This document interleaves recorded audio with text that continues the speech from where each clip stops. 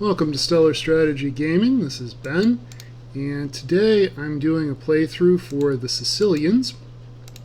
Now, the Sicilians are kind of an interesting civilization for Age of Empires 2, Age of Kings. Most of the civilizations in this game, my preferred method is to get to about the Castle Age and then just start spamming out like their unique unit and light cavalry so I can keep sort of harassing the enemy while I get to the Imperial Age and get ready to finish the job, as it were. With the Sicilians, it's a little different. We'll have a quick look at the technology tree, and that'll probably help you understand why. So you notice they can get to Arbalist, but they don't get Thumb Ring. They have cavalry archers, but not heavily cavalry archers. They don't have hand cannoneers. Infantry setup is actually pretty good. For cavalry, they don't get the top tier of any kind of cavalry. Siege equipment's not bad, and so there's nothing here that really is a definitive you've won the game with this unit. You can't spam hussars or something like that and keep swarming the enemy the way you can with a lot of the other civilizations. Now, what they do have going for them that can be the difference maker is in the feudal age, so before the Castle Age, you can build a building called a donjon, which is a tower that shoots arrows and can also produce their unique unit, the sergeant, which is a form of heavy infantry. The sergeant can build more donjons, so get a donjon built, start spamming out sergeants, and you're basically off to the races if you do it right. That is sort of the name of the game with these guys. So, I've got units coming in, if they ever get here, to get my tower going for the sergeants. And if we can get that up, which is a pretty big if, then what happens is we'll have them under pressure. We'll have the enemy under pressure from very early on. Much earlier on than you would with pretty much any other civ in the game. I'm also going to do some upgrades earlier on than I would do with others because I want to be attacking in the feudal age. Again, not something I would normally do, but with these guys, it's what works. So let's see how we're doing. So naturally we got attacked by a wild animal. I'll have my villager stop and deal with that, and there we go. We've got more guys coming in to support. I'm going to go ahead and throw some more on that. A real challenge with this is sort of keeping track of what's going on at your home base while you're also trying to get this up and going. You need to have this sort of double vision effect where you're watching both things at once as you do it. And part of that's going to be to kill that boar so we have a steady supply of food since we haven't gone all in with farms. I'm going to throw up a barracks because that will give us the ability to do upgrades. Need more woodcutters so we can get farmers and such. And that went up nicely. And what's going on over here? So we'll go ahead and get some more stone going. We need to be able to build multiple donjons. They're not the best unit to have by itself. And we'll go ahead and start a little bit of agriculture over here since we do have the resources for it. I'm actually going to hold off on that second farm because I want to make sure I have the wood to build another donjon.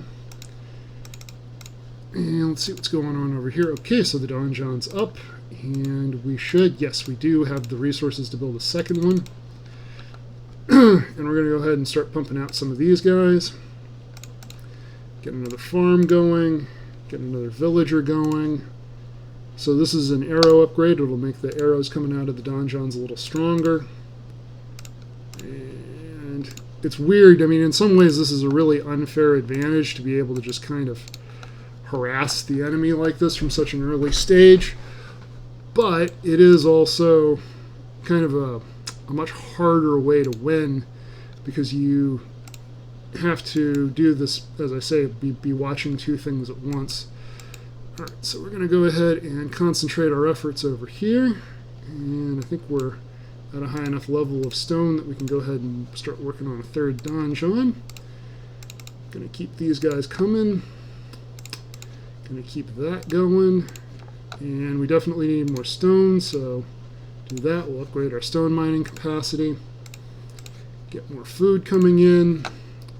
We'll go ahead. This upgrades the sergeants or any other melee unit's attack, so we'll do that. And we'll do that. See how we're doing at the enemy fortress. So this is great. This is all this farmland's not getting used. It's really going to be slowing them down, slowing down their production, and reducing their overall efficacy. So if I want to be really obnoxious about it, and I always do, I'm going to go ahead and build a stone mining camp right there. And we'll keep these guys coming right there. Now, he did just advance to the castle age. That is going to be a problem. He's going to be outpacing me very shortly in terms of his technology. So I need to get my act together in that regard. And part of that is just making more resources. Come on. There we go. Another farm right there. I really wish there was a way to just click on something and make all of these guys just make farms or something like that, but the game doesn't really allow for it. Do that, so that causes the farms to automatically replant. Don't have to keep doing it. And make a couple more of those guys. Build another house, because why not? Got another villager coming up, so get another farm going.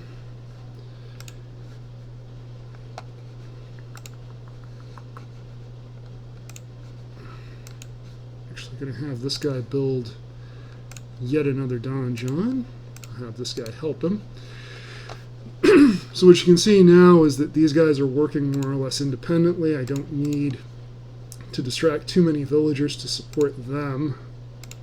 I do need, though, to get some real focus going on getting myself advanced to the next age, because if this does get bad enough in terms of the difference of the ages we're in, then I won't be able to catch up. And I do have that problem because the sergeants use gold. It does make it difficult for me to make up the deficit. So the way to do that, though, is just to keep churning out villagers until I'm able to make up the difference. And as you can see there, this villager is getting peppered with arrows as trying to do their thing. And there's that. We definitely have enough stone for another donjon, so there that goes. Now, anything that attacks this donjon is going to wind up getting peppered with arrows from both sides, so there is definitely a method to the madness happening here. I'm not just randomly throwing stuff up. If you were playing against another player, my guess is they would figure it out, like, okay, this area is kind of off limits, I need to focus over here. The AI is not as great at dealing with that, so when you're playing against the computer, you can get away with some things. And yeah, we're just going to move right on to another donjon here. Just keep the pattern going.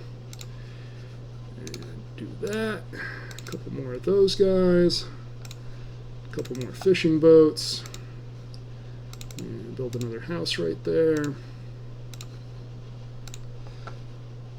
And you can see this is really turning into a big disruption down here. So this is never really neat. I mean, like I say, I'm still stuck in the feudal age while he is in the castle age, so it is far from perfect as a model, but it's generally working. I'm going to build another mill, which will allow me to build more. You can build farms anywhere, but the villagers have to be able to get to them to drop off things. So do that, and we got another fishing boat, so let's explore the waters a little further. And wouldn't you know? So kind of maxed out for our tech right there, which not necessarily the worst problem to have. Go ahead and have all those guys go ahead and attack that. I've actually got almost enough stone for a castle, but that's not what we're doing. So get this fishing boat out, explore the waters a little further. There again, I do wish there was a setting that allowed you to just sort of send fishing boats out to kind of explore the world, but it just doesn't exist in the game. What do I need? I need another building, probably. Like maybe a stable would help me. And so we got those up. Go ahead and hunt some deer. There again, this isn't really the worst problem to have because it does allow me to spam out some more of these guys without worrying about my resources for getting to the next age, although if I'm being completely honest with you, I would rather just be able to get to the next age. But we're coming along. As soon as that stable is up, we'll be able to deal with it. Looks like we're getting some pushback. Yes, we are. But as you can see, they're getting feathered as they're going about their efforts. Wow, they're really getting after it. Yep, they managed to take down that donjon. It happens. So we're going to go ahead and just build another one right there. And I think we're ready to advance to the next age, which is great. And we're going to go ahead and mine some more gold there. Not much we can do right there, so we're just going to focus over here. And just kind of keep turning these guys out. It says a lot that they attacked with villagers and not with any kind of military unit, because what that means is that they didn't have the military units. They're being forced to invest in villagers rather than the kinds of units that you would want for things like attacking a building. So my genius plan, my diabolical scheme, is in fact working. And we're just going to kind of keep circling them up to make it work a little bit better.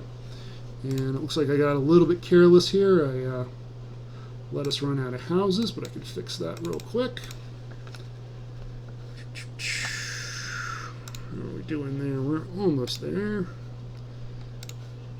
I could invest in other things. There's no reason I couldn't have... I don't know what's going on there, why they stopped. Fine, let's go ahead and kill the villager. Oh, building site obstructed. Okay, well, that's fine. So we'll go ahead and just build it over here. But I need more of these guys to do that, which we will get. And those guys built me a house. We'll go ahead and have them build another one. Almost into the castle age, not quite there yet. So this is one thing about the game that can be very irritating, is that it doesn't just... If you're trying to do something that isn't going to work, it doesn't just not do it. It I don't know, it lags out in a weird way. It's hard to describe, and it can be very frustrating.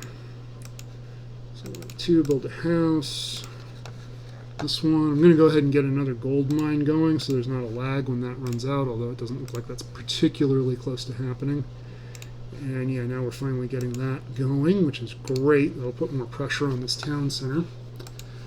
And we'll also get one going. And let's see if it'll let me build it right there. I'll let him work on it as well.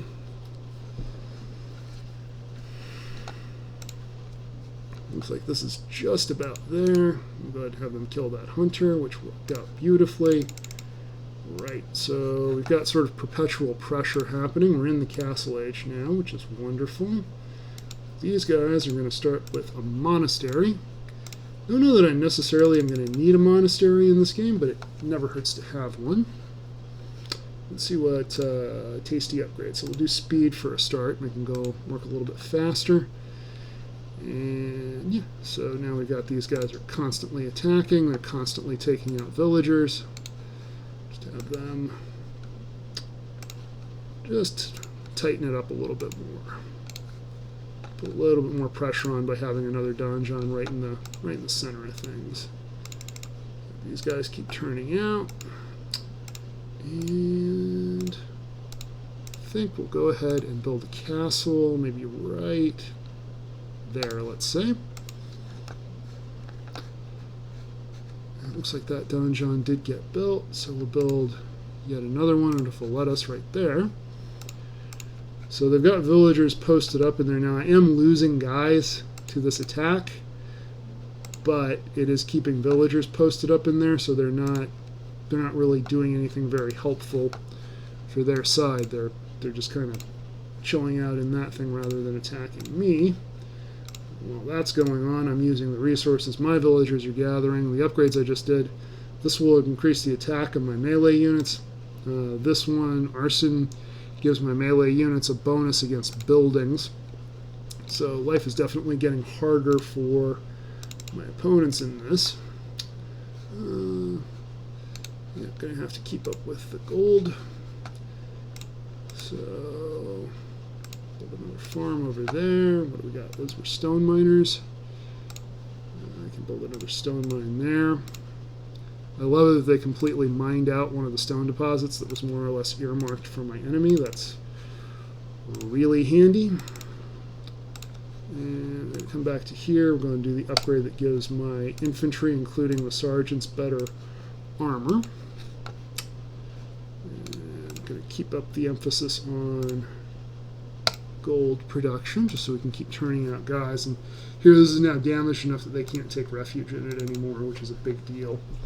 And it will, over time, it'll get picked off. Either guys that I'm spawning out of here will attack it, or the tower itself will shoot arrows at it and just, yeah, and there it is. He surrendered. He's done. All right, so let's return to map. I never even collected any relics. Never got my castle finished. Yeah, let's see if did I even make a monk yet? No, I didn't even make my first monk, and I won the game. So you can see, wow, he never even got around to building a fishing dock. And yeah, he had another town center over here. As I said, the AI in theory could base operations out of here and get something set up to counterattack, but the AI is just singularly bad at it. As it happened, I just had him almost in this ring of donjons. It's funny, he managed to get a siege workshop built up over here, so in theory he could have attacked me, but he just never got it together enough to do it. Looks like he only had a few villagers left, and there was nothing to fight with. He had a stable there, he had a barracks there, no archery range. He had a market, but he didn't have anything to trade. So, well, I guess he did have some gold coming in from this monastery. We can work out how many relics he had. So we have a relic there, relic there. That's not a relic. There's a relic there. So, looks like he had 2 relics, which isn't bad. So that was probably what was keeping him afloat, was that he had the monastery and the market. They were side by side right there.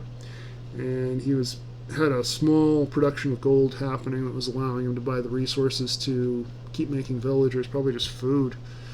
So we're going to go ahead and we'll have a look at the statistics on this curious game. Military.